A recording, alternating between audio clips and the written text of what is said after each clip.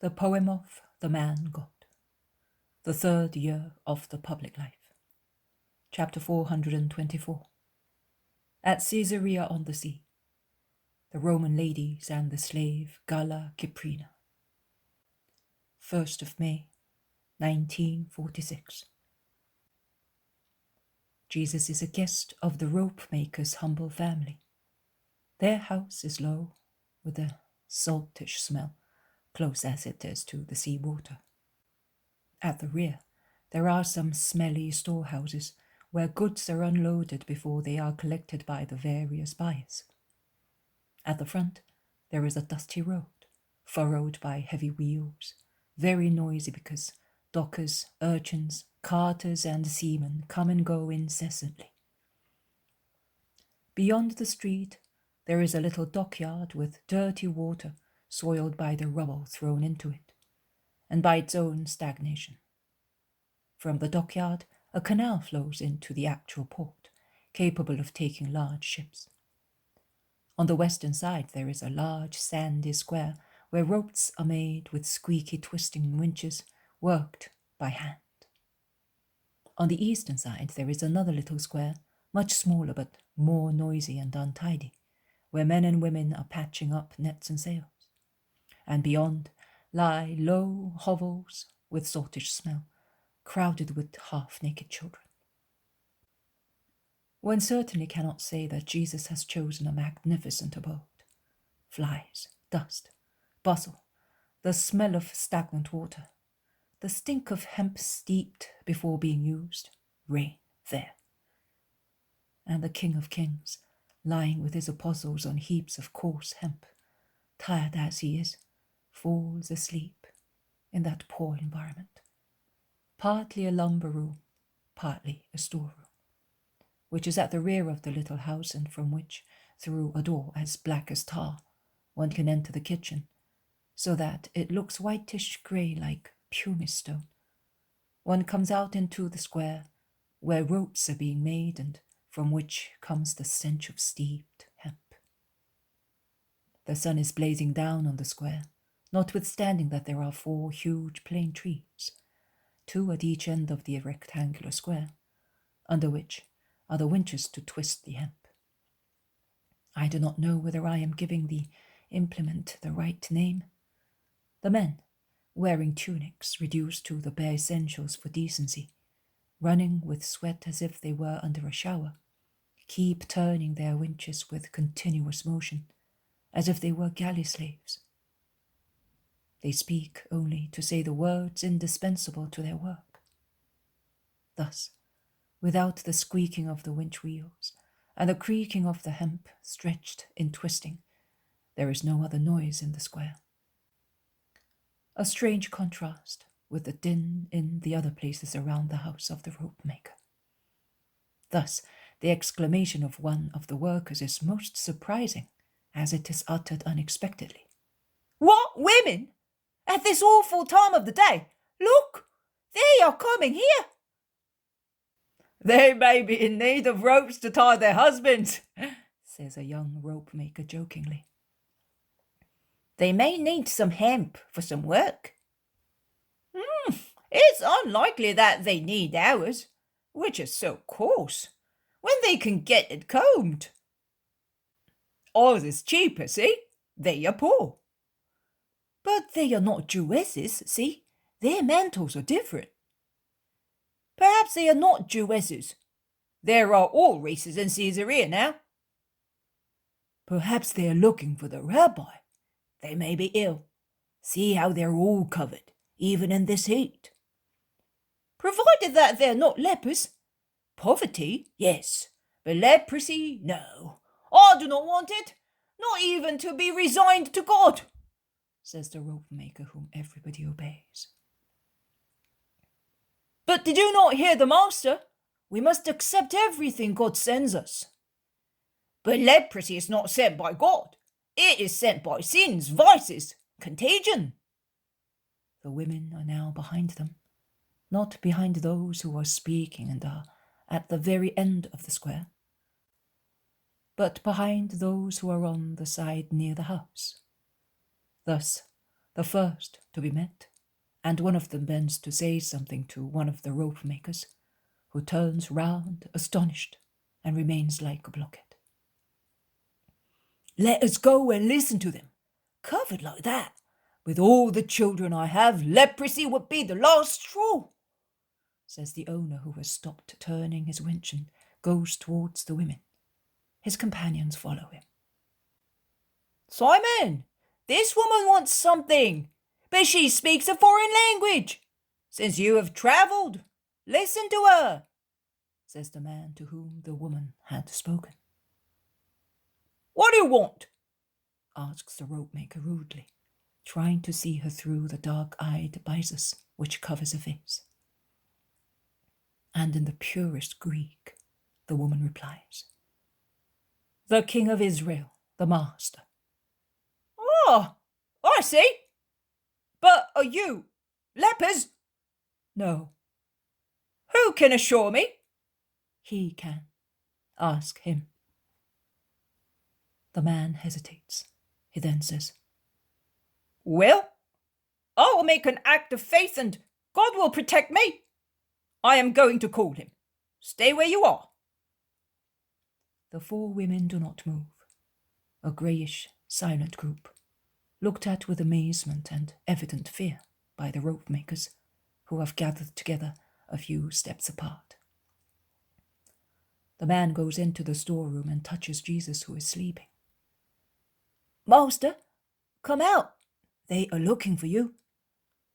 Jesus wakes and gets up immediately, asking, "Who?" "Who knows? Some Greek women. They're all covered. They say that they are not lepers and that you can assure me."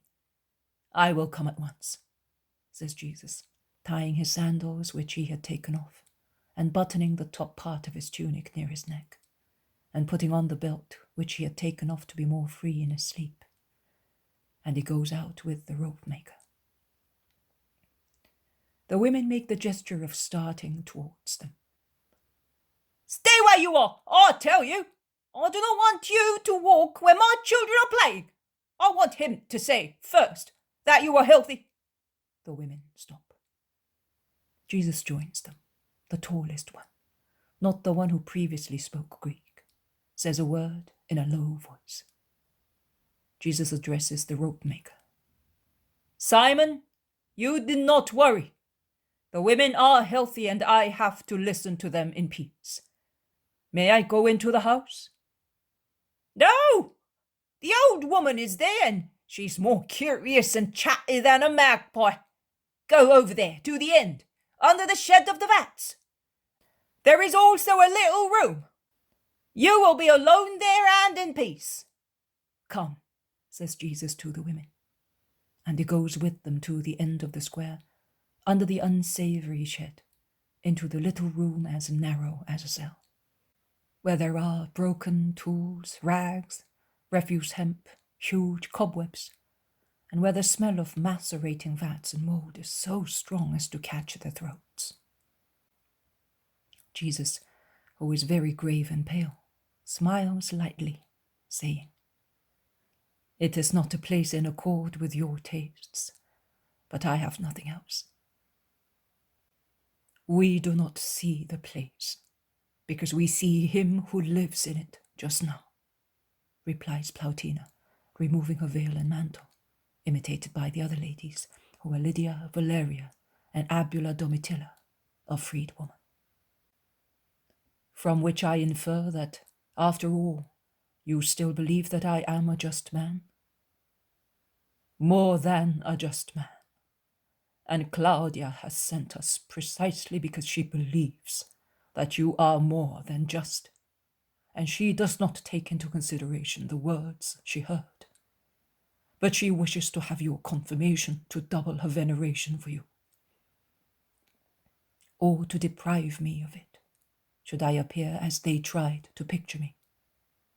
But you can assure her I have no human ambitions. My ministry and my desire are only and entirely supernatural. I do want to gather all men into one only kingdom. But what part of men? Their flesh and blood? No. I leave that a fleeting matter, to fleeting monarchies, to unsteady empires. I want to gather under my scepter only the spirits of men, immortal spirits in an immortal kingdom. I reject all other accounts of my will, irrespectively of whoever gave them, if they differ from that one. And I beg you to believe and to tell her who sent you that the truth has but one word. Your apostle was so sure of himself when he told us. He is an overexcited youngster. He is to be listened to as such. But he is detrimental to you. Reproach him, send him away. And what about my mercy? He acts through mistaken love. So must I not pity him? And what would change if I sent him away? He would do double harm to himself and to me. So he is like a cannonball tied to your foot. He is a poor wretch to be redeemed. Plautina falls on her knees, stretching out her arms and saying, "Ah, Master, greater than anybody else! How easy it is to believe that you are holy when one feels your heart in your words. How easy it is to love and follow you because of your charity, which is even greater than your intelligence. Not greater, but more understandable for you, whose intellects are hampered by too many errors, and you are not generous in clearing them to receive the truth. You are right. Your divination is as great as your wisdom. As wisdom is a form of holiness, it gives enlightenment of judgment, both on past or present events, and on forewarning of future ones. So your prophets were holy. God therefore communicated with them in great fullness. Were they holy because they belonged to Israel? They were holy because they belonged to Israel and because they were just in their actions. Because not all Israel is or was holy, although they belonged to Israel. The fact that one belongs by chance to a people or to a religion cannot make one holy. Those two conditions can be of great assistance to be so, but they are not the essential factors of holiness. Which is, then, the factor? The will of man. The will that leads the actions of man to holiness, if it is good, to wickedness, if it is bad. Then it is not fair to say that just people cannot be found also among us. Certainly not. Nay, some just people were certainly among your ancestors, and there are certainly some among those who are living now. Because it would be too dreadful if the whole heathen world were made of demons. Those among you who feel attraction to good and truth, and repulsion to vice, and shun evil deeds as disgracing man, believe me, they are already on the path of justice. Claudia, then, yes, and you as well. Persevere. But if we should die before being converted to you, of what use would it be to have been virtuous? God is just in judging, but why hesitate to come to the true God? The three ladies lower their heads. Silence. Then the great confession, the one which explains so many cruelties and so much resistance of the Romans against Christianity. Because by doing so, we would appear to be betraying our fatherland. On the contrary, you would serve your fatherland, making it morally and spiritually greater, strengthened by the possession and protection of God, in addition to its armies and riches. Rome, the city of the world, the city of the universal religion. Just think of that. There is silence. Then Lydia, blushing like a peony, says, Master, some time ago we were seeking information on you, also in the pages of our Virgil. Because, as far as we are concerned, prophecies in no way connected with any of the beliefs of Israel are of greater value to us than those of your prophets, as we feel that the latter are influenced by millenary beliefs. And we discussed the matter, comparing those who presaged you in all times, nations and religions. But no one presaged you so justly as our Virgil. How much we spoke on that day with Diomed also, the Greek freedman, an astrologer dear to Claudia. He maintained that happened because the time was nearer and the stars spoke with their conjunctions. And in support of his thesis, he put forward the fact of the 3 wise men from the 3 eastern countries who had come to worship you, still a baby, causing the massacre which struck Rome with horror. But we were not persuaded because, for over 50 years, none of the wise people in the world spoke of you, explaining the voices of the stars, although we are even closer to your present revelation. Claudia exclaimed, we would need the Master. He would speak the truth, and we would know the place and the immortal destiny of our greatest poet. Would you tell us, for Claudia, a gift to prove that she is not disliked by you because of her doubt about you? I understood her reaction of a Roman, and I have had no grudge against her. You may reassure her, and listen. Virgil was not great only as a poet, was he? Oh no, also as a man. In the midst of a society already corrupt and vicious, he shone with spiritual purity. No one knew him to be lewd, fond of orgies and debauchery.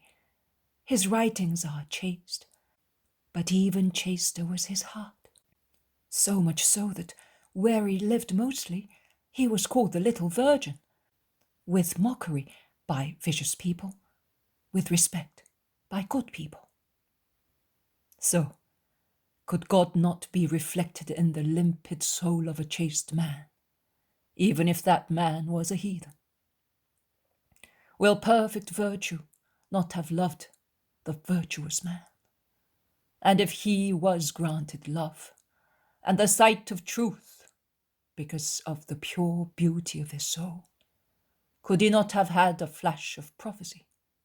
As prophecy is nothing but the truth which is revealed to those who deserve to know the truth, as a reward and a spur to greater and greater virtue.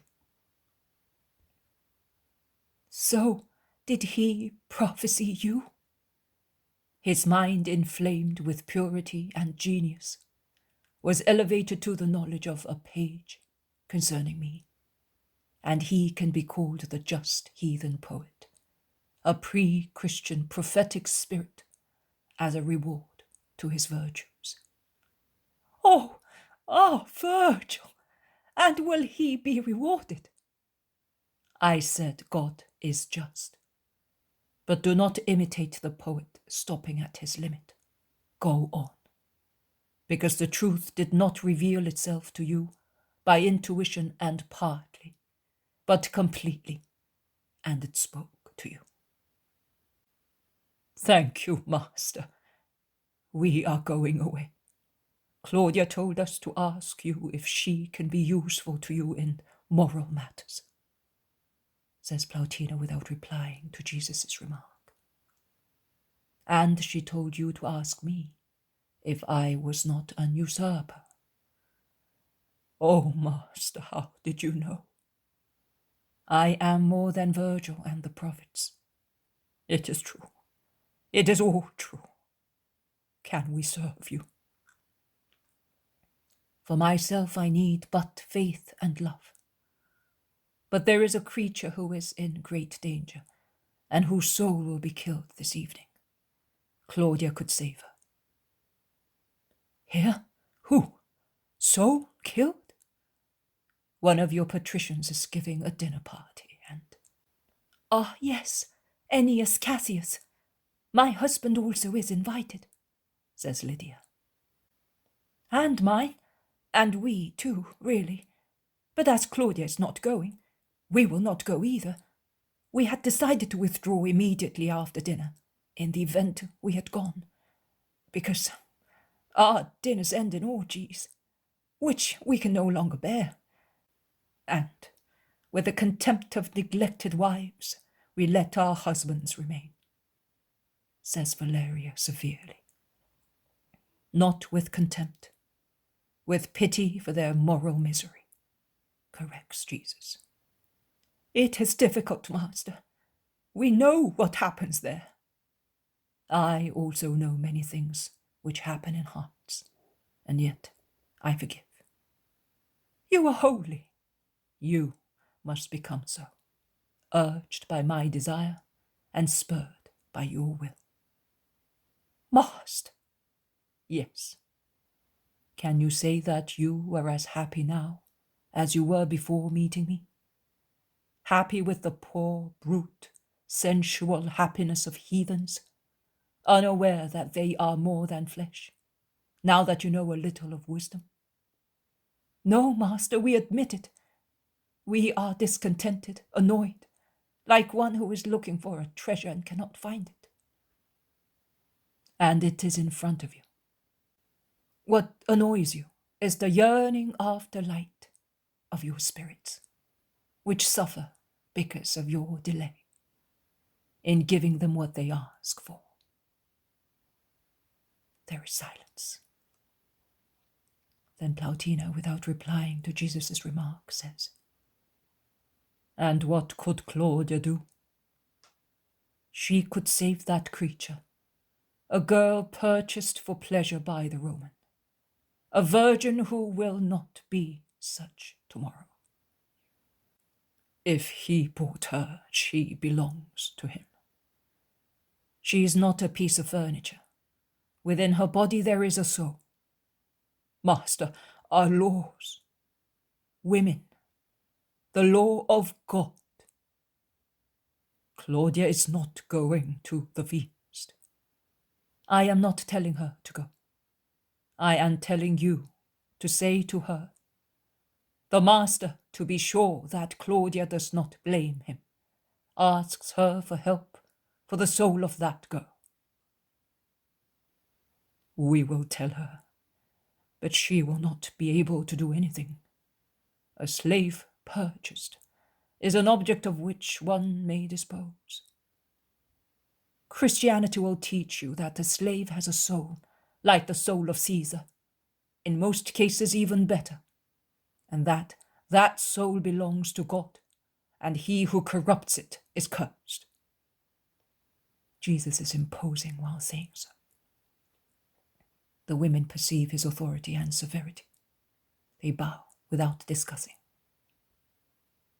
They put on their mantles and veils again and say, We will report. Hail, Master. Goodbye. The women go out into the warm square. But Plautina turns round and says, With regard to everybody, we were Greek women. Is that clear? I understand. Go without worry. Jesus remains under the low porch, and they go away along the same road they came. The ropemakers go back to their work. Jesus walks back to the storeroom slowly. He is pensive. He does not lie down again. Sitting on a pile of rolled-up ropes, he prays fervently. The 11 apostles are still fast asleep. Some time goes by thus, about 1 hour. Then the ropemaker looks in and beckons Jesus to go to the door. There is a slave who wants you." The slave, a Numidian, is outside in the square, still exposed to the sun.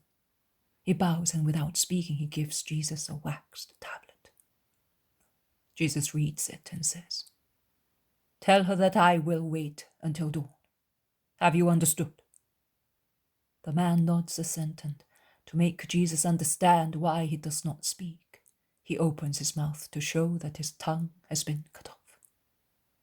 "Poor wretch," says Jesus, caressing him. 2 tears stream down the dark cheeks of the slave, who takes Jesus' white hand in his dark ones, which are so much like those of a big monkey, and he rubs it against his face. He kisses it, and then throws himself on the ground. He takes Jesus' foot and lays it on his head, a language of gestures to express his gratitude for that gesture of pitiful love. And Jesus repeats, "Poor wretch," but he does not cure him. The slave stands up and wants the waxed table back. Claudia does not wish to leave any trace of her correspondence. Jesus smiles and hands the tablet to him. The Numidian departs, and Jesus approaches the ropemaker. "I must remain here until dawn. Will you allow me?" "Everything you wish. I am sorry that I am poor." "I am pleased that you are honest." "Who were those women?" "Foreigners needing advice." "Healthy?" "As you and me." "Good. Here are your apostles." In fact, rubbing their eyes, stretching themselves, still half sleeping, the 11 come out of the storeroom and go towards the master. "Master, we will have to have supper if you wish to leave this evening," says Peter. "No, I am not leaving until dawn." "Why?" "Because I have been asked to do so." "But why? Who asked you? It was better to walk by night. It's new moon now." "I hope to save a creature, and that is brighter than the moon and more refreshing for me than the coolness of the night." Peter draws him aside. "What happened? Have you seen the Roman ladies? What mood are they in? Is it them who are being converted? Tell me." Jesus smiles. "If you let me reply, I will tell you, O most inquisitive man. I saw the Romans. They are going towards the truth, only very slowly. But they are not going back. It is already a lot. And with regard to what Judas said, what is the situation?" "That they are continuing to respect me as a wise man." "But for Judas, is he not involved?" "They came to see me, not him." "Then why was he afraid to meet them? Why did he not want you to come to Caesarea?" "Simon, it is not the first time that Judas is strangely capricious." "That is true. And are the Romans coming tonight?" "They have already come." "Why are we waiting until dawn then?" "And why are you so inquisitive?" "Master, be good. Tell me everything." "Yes, I will, to remove all doubt. You also heard the conversation of those 3 Romans." "Yes, I did. Filthy, plain demons. But what have we got to do with that?" "Oh, I see. The Roman ladies will go to the dinner, and then they will come and ask to be forgiven for taking part in filthiness. I am surprised that you agree." "And I am surprised at your rash judgment." "Forgive me, master." "Yes, you had better know that the Roman ladies are not going to the dinner party, and that I asked Claudia to intervene on behalf of that girl." "Oh, but Claudia can do nothing. The girl was bought by the Roman, and he can do what he likes with her." "But Claudia can exert much influence upon the Roman, and Claudia sent word to me to wait until dawn before leaving." nothing else. Are you satisfied? Yes, master, I am. But you have not rested. Come now, you are so tired. I will watch to ensure that you are left in peace. Come. And lovingly, tyrannically, he pulls and pushes Jesus, compelling him to lie down once again. Hours go by. It is sunset.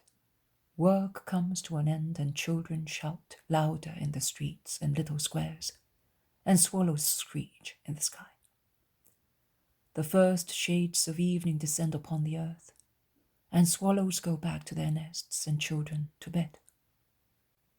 One by one all noises cease, so that one can hear only the light rippling of the water in the canal and the louder lapping of the waves on the shore. The houses of tired workmen are closed. Lights go out and rest descends to make everyone blind and dumb. Remote. The moon rises and adorns with her silver also the dirty sheet of water of the little dockyard, which now looks like a sheet of silver. The apostles are sleeping once again on the hemp. Jesus, sitting on one of the winches, his hands in his lap, is praying, thinking, waiting. He does not lose sight of the street coming from town. The moon rises. She is perpendicularly above his head.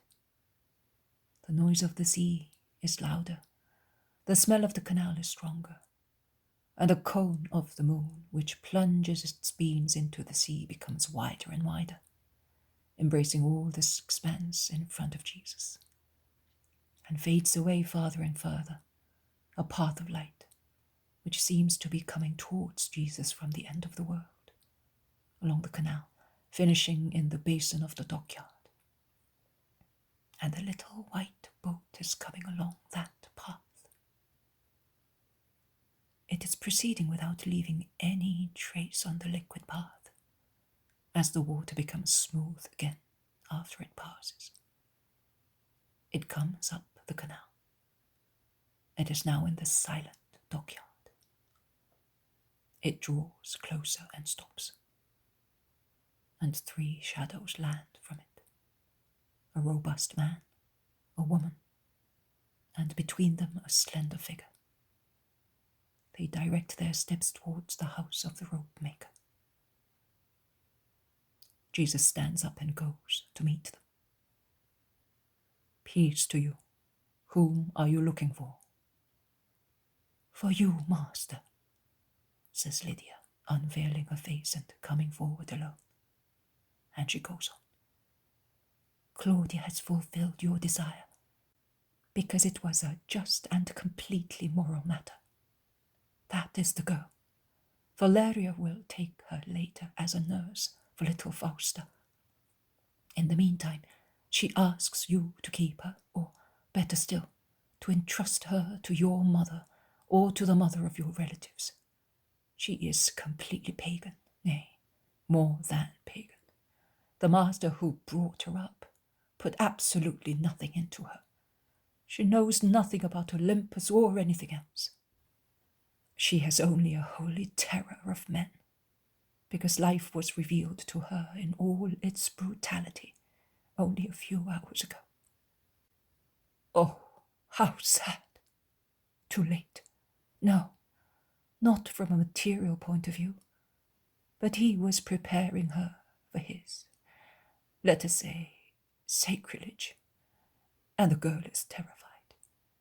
Claudia had to leave her with that satyr while dinner lasted, as she intended to take action when wine had impaired his capability of pondering. I need not remind you that if man is always lewd in his sensual love affairs, he is much more so when he is drunk. But only then he is a laughing-stock who can be urged by force and despoiled of his treasure. And Claudia took advantage of the situation.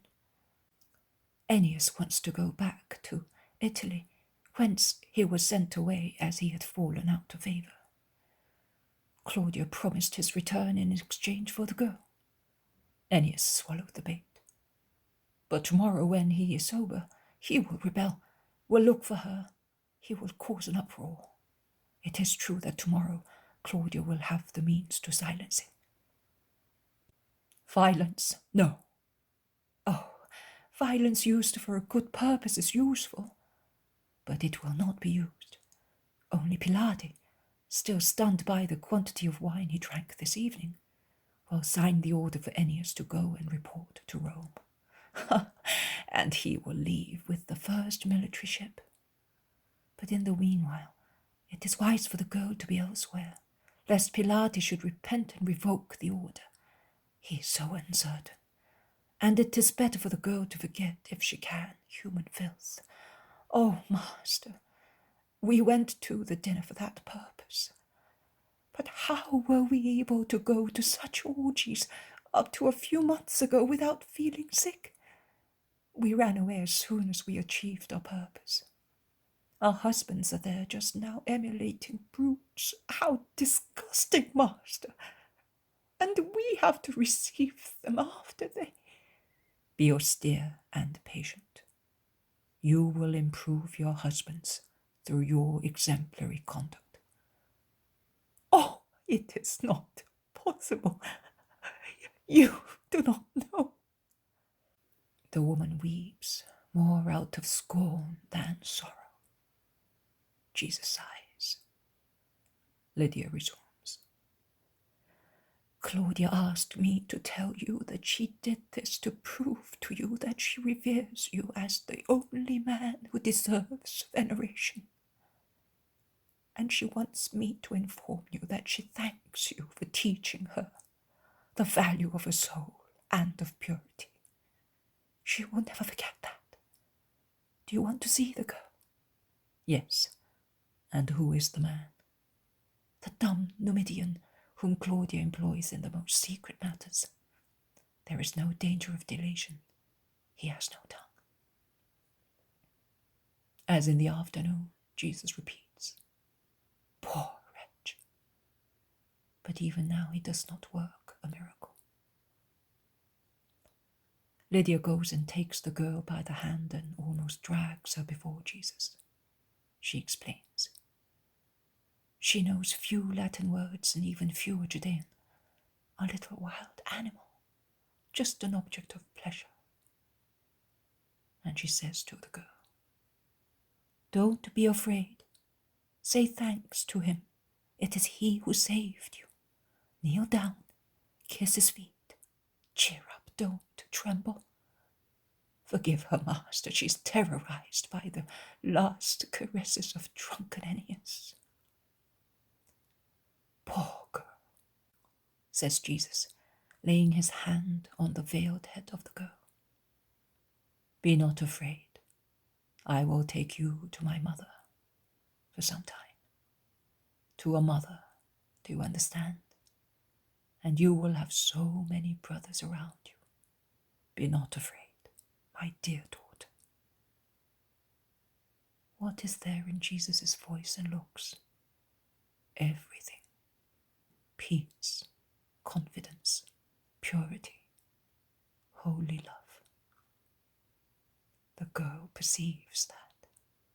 She throws back a mantle with hood to look at him better, and the slender figure of a girl, hardly at the threshold of puberty, almost still a little child, somewhat immature in comeliness, innocent looking, appears in a dress too wide for her.